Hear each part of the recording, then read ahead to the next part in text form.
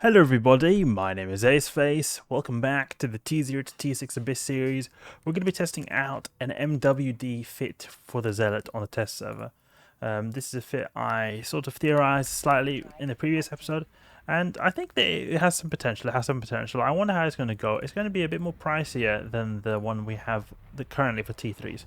However, I think that using an MWD will open up a lot of options for us. It'll open up a lot of options and make overall the experience a lot more smoother, I hope. The issue could be if we have, say, for example, warp scrambling frigates. That could be a problem. But I think that it will help with tracking. I think it will help with overall completion times because of our mobility. Hopefully it'll go good. So we'll import this right here.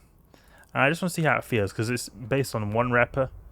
So I'm a bit skeptical on how good it will be because we've not got so good rigs. We've got an ancillary current router to accommodate for the MWD. I'm not a big fan of that. Okay, buy everything right here. Fit the Zealot. Do with fierce electrical. Okay.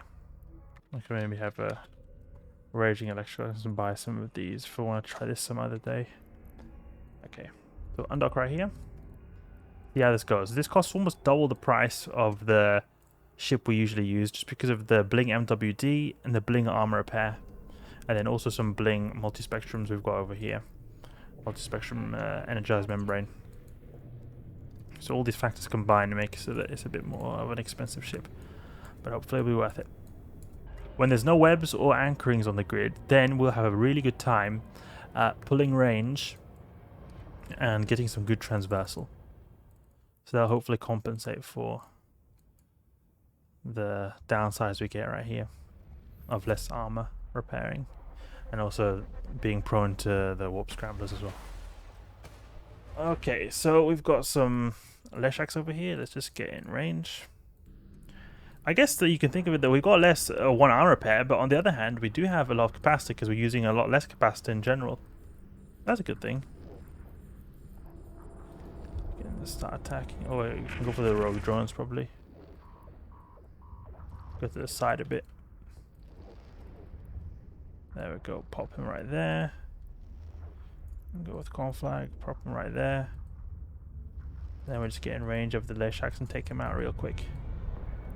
Okay, now we can start with the armor repair. Go for this guy. We're getting webbed by someone. Oh, it's Tangle over there. Let's see, do we armor repair? Ooh, we actually repair quite a lot. That's good, that's good, that's good. So it seems like the MWD is pretty good at putting us in a very good position right here, because if we had an afterburn, it would still be burning in range. So it seems like it is pretty effective right here. Can sort of put a bit of range and get maybe close to that starve over there, because he's gonna consume our cap real fast. And we can just beam him down. Go a little bit to the side so we can snipe these rogue drones. Give it a transversal like we do with the retribution style. Come on, hit please. There we go. Nah, it's too far away to even hit at all. Getting some hits right there. My buttons feel unresponsive. I've tried changing ammunition a few times and it still hasn't changed. Okay, that went quickly, but generally speaking, starving Leshak or just Leshak waves go very quickly, so it's nothing to be impressed about. But I was impressed with the capacitor capabilities we had right here, and it was a lot because of this armor repair. Let's get in there. Little rogue drone frigate wave. Snipe them out with Scorch.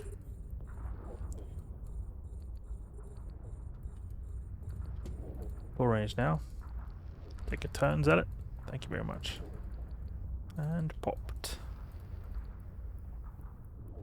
Popped. And popped. There we go, a bit further away now. They're getting a bit close. Little snare cast on the case. Come on, get some hits. Grazing. Oh, come on. You better than grazing. There we go. So it seems like the MWD is allowing us to go into very favorable positions to snipe stuff very well. Okay, not when like when we're trying to attack frigates at 30 kilometers away, but overall it feels pretty smooth, quite a bit smoother and agile than the Afterburner variant I've been previously using. This might be a good alternative for T4 as well, because it'll help us a lot into T4s getting into very favorable positions. So I might consider this for T4 actually. Popped, and soon popped. This field weave over here is too far away. He is too far away. Let's go to transfer conduit, and you see these kind of journeys that we've got right now. Going to transfer conduit, it doesn't take a lot of time because we've got an MWD that makes us go 3 times, almost 3 times the speed as our previous fit that we'll be using. Again, always remember, almost twice the cost as well. It's not like it's just coming from nowhere. I mean, might be able to put a quad LIF perhaps. We can fit it. It is possible, so we can keep that in mind. Okay, let's go. We've not been using drones either. I could have used drones. And Leshak wave. Okay, this is not a good representation of how good the ship is with these trash waves. Move me to Jita. Okay, here in Jita. Let's dock up here and get some more filaments. Okay, got 10 T4s and 10 T3s. Should be good enough of amount of filaments.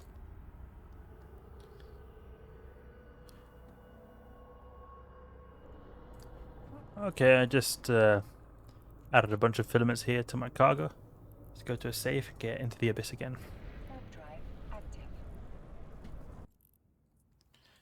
Use fierce electrical. I think this is actually more like a T4 capable ship with all the bling we're using. Like the tank is actually pretty good. We've got really good resist right here. 80% almost across the board. Charybdis, okay, let's see how this goes. We've been doing a lot of Charybdis spawns before, so it'll be a nice little comparison we get here. Took a big hit straight off the bat here, obviously, because we've got an MWD going the big signature radius. Deploy drones. Can I deploy drones, please? Wait, I don't have the skills. Copy skills. There we go. Now I can deploy drones, I think. I can only use 4. Okay, so we orbit Charybdis a bit like this. We get a bit of an angle here. And then we can take Charybdis out. So we can sort of orbit close like this.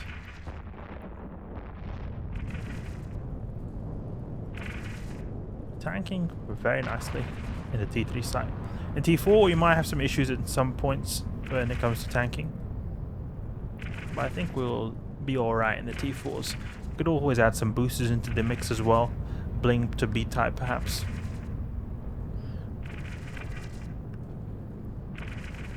So getting some good hits. Where is optimal range? 9 kilometers. We're in optimal range. Perfect. We're right next to the origin conduit as well. Really great to see.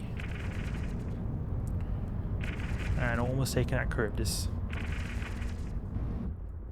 Charybdis goes down in a very timely fashion of 2 minutes and 15 seconds.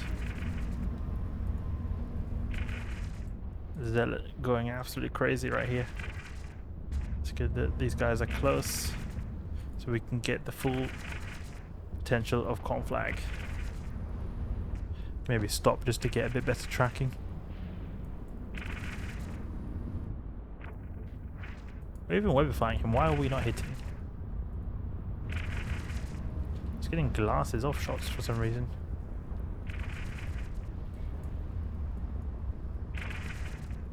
Glances off? Why are we only getting glances off? There we go. Get a hit now. Popped, finally. Don't need these glancing off shots all the time. Scorch. Let's go. A bunch of sleeper guys. Okay. Go for the wardens. They're going to Webify us. Use our MWD to get a bit closer. And now we're going to pull a bit of range that we got in range. Smashing shot. Oof, that's nice. Nice volley right there. Webby when he starts to get close. Never mind, he didn't even get close. Not even a chance. We can actually... I'm thinking that we could get closer and use Conflag, but I like being at this range with the Scorch because we get perfect tracking on these tiny little annoying frigates. Otherwise, it might be a good idea to get close actually. I think we will still apply with Conflag just when we get the Webifier going on. Use Conflag here. Nothing's hitting, obviously, just nothing's hitting. I tried to go in range now, he would have already been dead with Scorch. So even though like the DPS is half using Scorch, I just wanted to just use a bit of Conflag. It just does nothing unless I'm at a perfect angle. Got Webifying everything. I can't really hit him properly. I mean, I'm sure if I'm piloted a bit better, I could get quicker killing of these frigates with Conflag, but it just feels like such a task, and with very little effort. I was sniping these little frigates before. The Scorch. It's more like for the cruisers and up. I should use Conflag. Popped. Alright, you can see here, everything's hitting. Almost everything. There we go. And now we just use Conflag on this big guy. Or big, quote unquote big. Relatively big. Sleeper Watchman. Or Lucid Watchman. I'll pull a bit of range just so we can get better transversal. And he goes down. Popped. Next room, let's go. I think with this fit we have enough tank that I could perhaps ditch the, for T3s that is, ditch the thermal armor hardener. Because then I could just have extra DPS and get through these guys even quicker. I was thinking maybe a tracking enhancer, but I think a tracking enhancer might not be as effective for getting the size to go a bit quicker. Ghosters. Our favorite ships, Ghosters. Ghosting dammers. Oh, he's so quick. What the heck is that speed? Imperial Navy. Let's put a bit of range here. Drones, go for ghosting, please. There we go, popped. Webify him a bit. I think it was the tachyon cloud over there that enabled them to go so fast. They were going so many kilometers a second. A lot more than I'm used to. Okay, drones, get back in there. Let's get to this harrowing Vedmak, 10 kilometers. And we'll Webify him. Get Conflag. Take him out. Get drones. Drones out again. I'm so hesitant of using my drones because I got these Imperial Navy Acolytes on Tranquility, so then they're quite expensive drones, 1 million each, they die very quickly. So I'm very hesitant, but I'm getting that on the test server, so I don't have to be so careful here. But it's always good to get some good habits, so that when it actually matters, then you're ready. Okay, now we're just going to pull range and just snipe these guys real fast, real good. Come on, move Zealot, move. Acceleration is pretty slow. Can have our drones take out that rogue drone over there. Yeah, tracking seems to be pretty good when we get a bit of range, but it's also because of this multi-body tracking pylon over here that's assisting us. Okay, Webify, there we go, Webified. Popped. And popped. Come on, drones, you're not able to hit this rogue drone over there? Okay, good.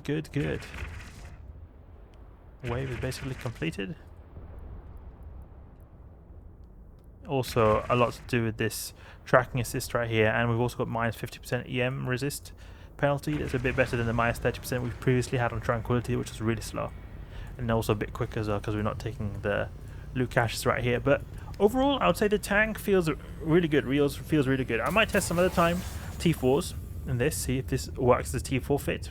could be fun to see. I have a feeling we might need a little bit extra tank though for T4. Might be. But I like the feeling of using the MWD and cruising around. But I feel like almost in T4s that there's so much meat to get through, or so much NPC HP to get through. It might be just worth going for an afterburner, since everything is going to eventually get in range, because we're going to take a long time to kill stuff. You know, like, it's not like we're going to spend a whole lot of time traveling, because I can imagine there's going to be so many NPCs that we just have to, we're able to maneuver based on how many NPCs are left. Like, say we take out Charybdis, then we work on the cruisers or vice versa, and when we're working on the last like NPCs, there's going to be much more that we can just go back to the transfer conduit in time. I don't know. We'll see. We might test it when I get around to it. Anyway, that's enough for now. Hope you guys enjoyed. If you did, hope you guys enjoyed T3 MWD Abyss Zealot. If you did enjoy the video, please leave a like and subscribe. I'll catch you guys later.